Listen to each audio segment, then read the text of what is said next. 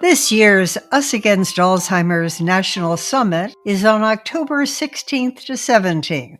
This virtual gathering brings together international leaders to explore solutions to the most pressing challenges facing brain health. This year's theme, the new era of Alzheimer's. What does it mean for all of us? Don't miss our keynote speaker, Dr. Dean Ornish, founder and president of the Preventive Medicine Research Institute. For more information about the Us Against Alzheimer's annual summit, go to usa2summit.org.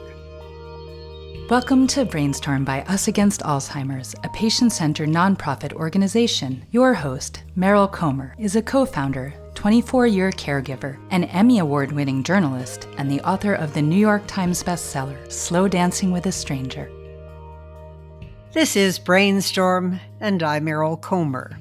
Our guests, Drs. Dean and Ayesha Sherzai, co-directors at the Brain Health and Alzheimer's Prevention Program at Loma Linda University Medical Center. In part 2 of our conversation, I asked them about why it's so hard to recruit for research.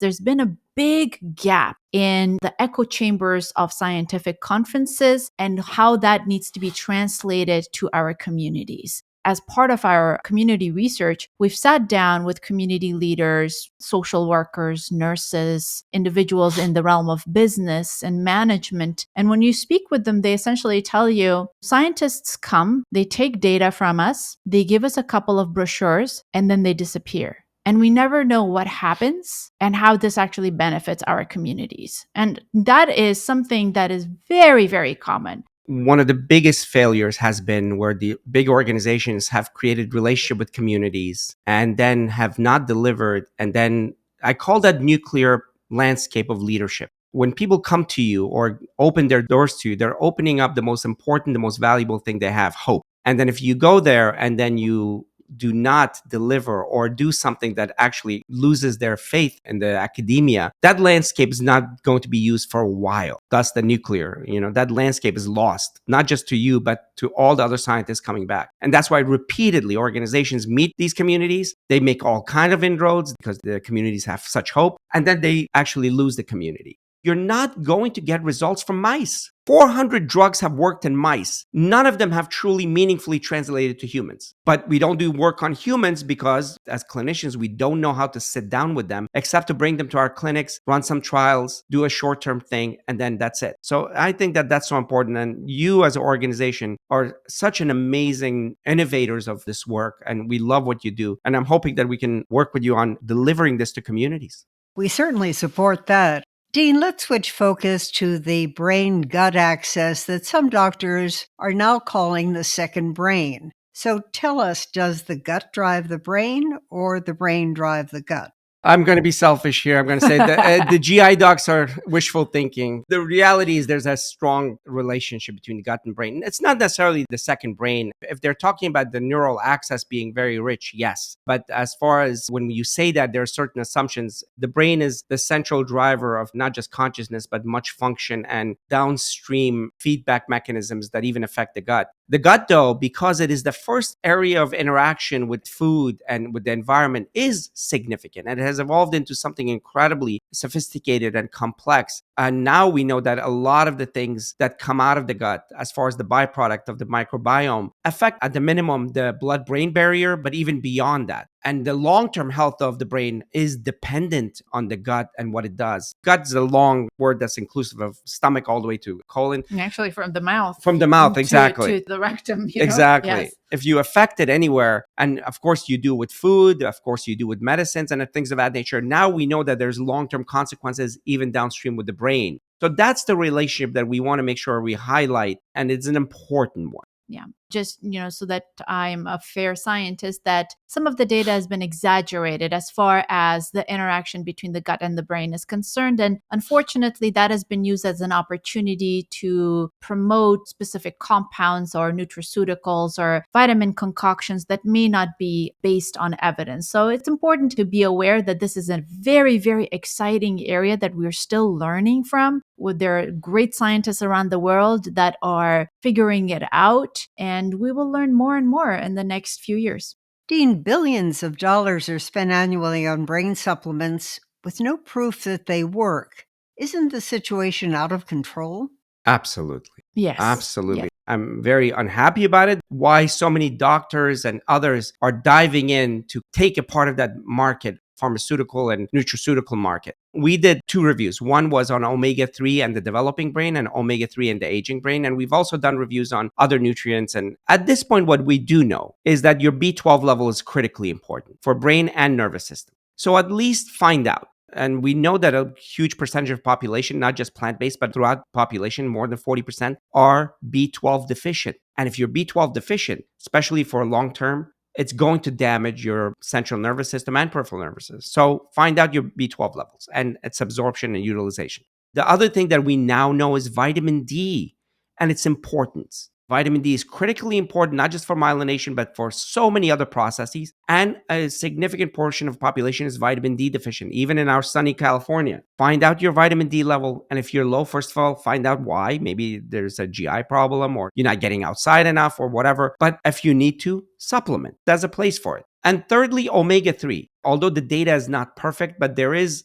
strong evidence that at least in the 2 bookends of life, omega-3 is something that one must be extra aware of. Also, among those that have ApoE4, studies have shown that people who have ApoE4 are not incorporating the most important fat in your body for your brain, omega-3, specifically DHA. It's not getting transferred to the brain. So you might need more omega-3. So know your levels, know your utilization, know your sources. Those are important. Beyond that, there's really not good, robust evidence of anything else that needs to be taken. Nowadays, there's like lion's mane, and we did the work in Cedar Sinai on curcumin. Yeah, you should have curcumin in your food, but there's no evidence that you take pills and it does well. So those 3 you should be extra aware of. Anything beyond that is a great marketing campaign. Translate those supplements into the foods we should be eating, Ayesha. Vitamin B12 is something that can be found in food. However, the absorption of vitamin B12 is affected as we grow older.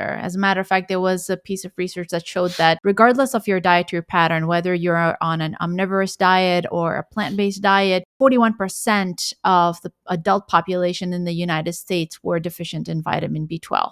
And so now that we know, we will do better. And it's important for us to consume vitamin B12. If consumed through food, unfortunately, the kind of foods that also have vitamin B12 may have a lot of saturated fats too, red meat and so on and so forth. And if people are on a plant-based diet or if they want to reduce their intake of red meat specifically, they can take a supplement. And supplements are available widely, they're cheap, and they actually resolve the issue right away. And as far as vitamin D is concerned, yeah, sunlight is important, making sure that we don't expose ourselves too much because sun cancer can be a risk. But, measuring it and understanding what our vitamin D levels are, because a lot of our genetic makeup also influences the absorption of vitamin D or the conversion of vitamin B specific markers into its active form in our body. So making sure that we're aware of that. And as far as omega-3 fatty acids are concerned, those are richly found in marine sources, so fatty fish. And for people who are on a plant-based diet, they can consume algae-based omega-3 fatty acid supplementation. They are also found in plants, so chia seeds, flax seeds, hemp seeds, walnuts, and some other nuts have precursors of omega-3 fatty acids. And depending on one's need,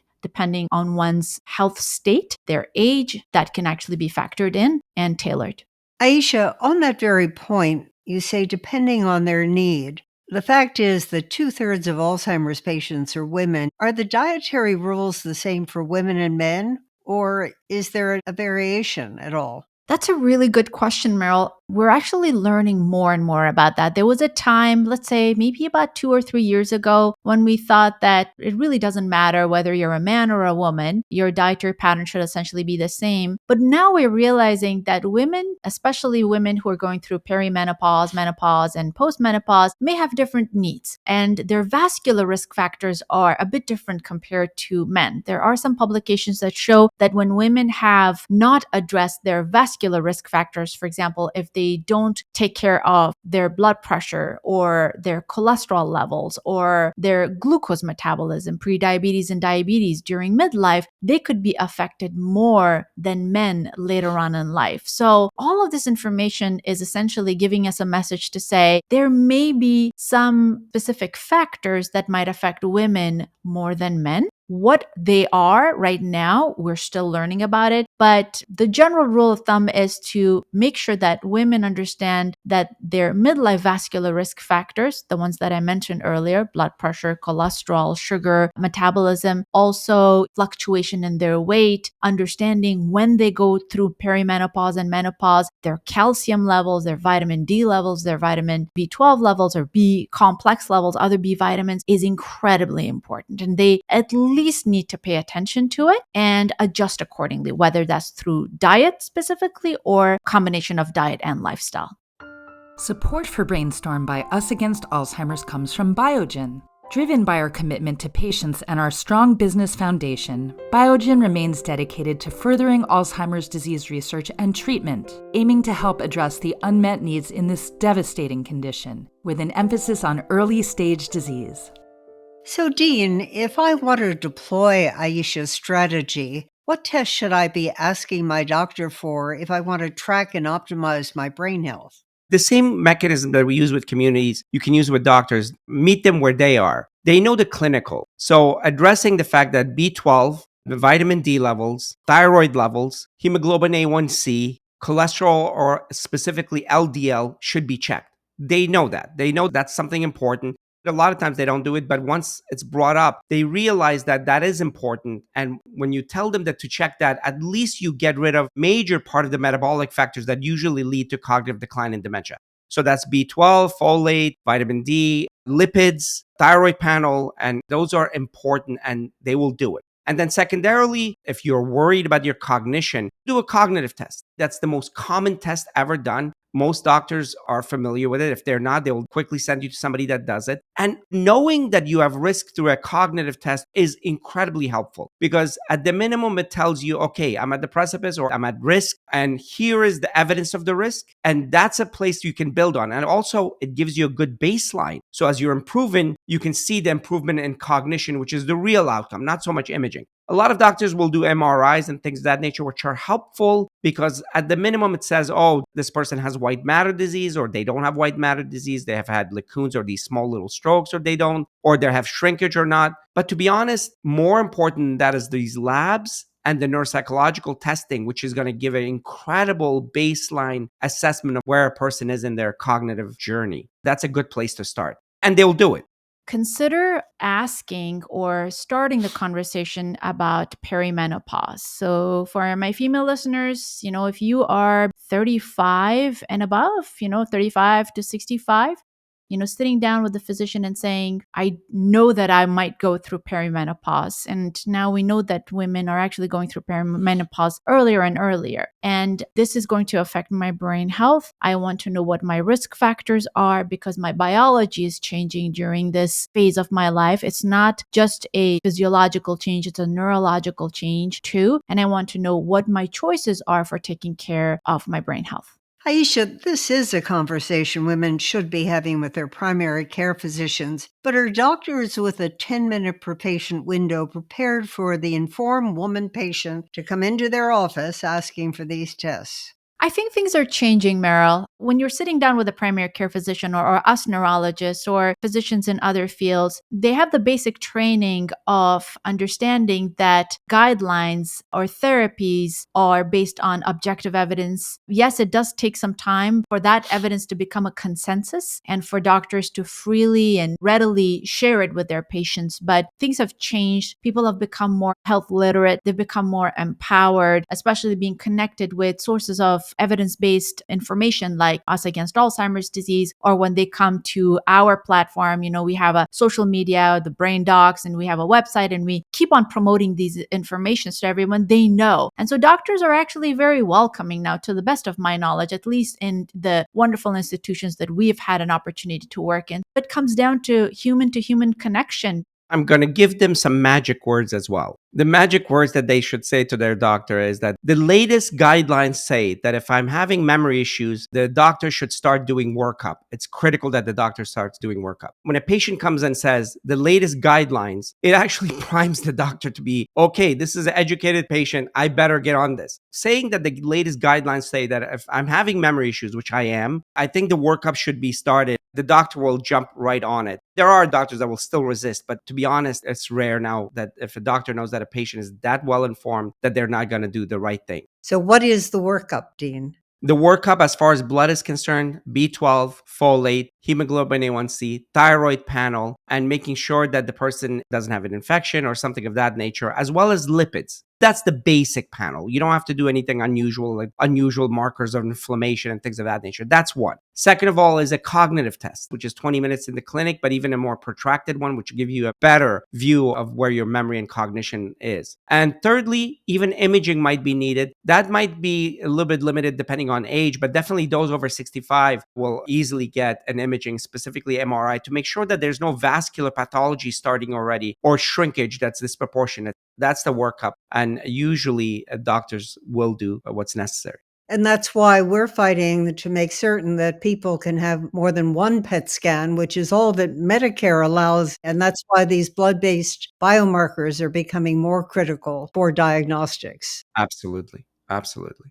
So, Dean, for those of us 65 plus who want our brain spans to match our lifespans, what's the prognosis? There are going to be doctors that are going to be resistant and recalcitrant. Just like in every other field, there are those that are going to be less knowledgeable and more resistant to do things that are outside of their comfort zone, especially if they're not neurologists. Two options. One is to push a little more, and that's your prerogative to push the doctors. You're hiring them and go with a little information. We share this in our sites as well, and you guys do as well, which is the latest data, the latest guidelines say that especially if you're over 65 and worried about memory or experiencing some memory issues, the workup should be done. And even beyond that, if the doctor is resistant, then you change doctors because otherwise you're stuck. Otherwise, you're stuck not doing the thing that's necessary for the most important organ that you have, or the organ that makes you who you are, the brain. So, Dean and Ayesha, I have great respect for your advice, but my question to both of you is, do you always follow your own advice?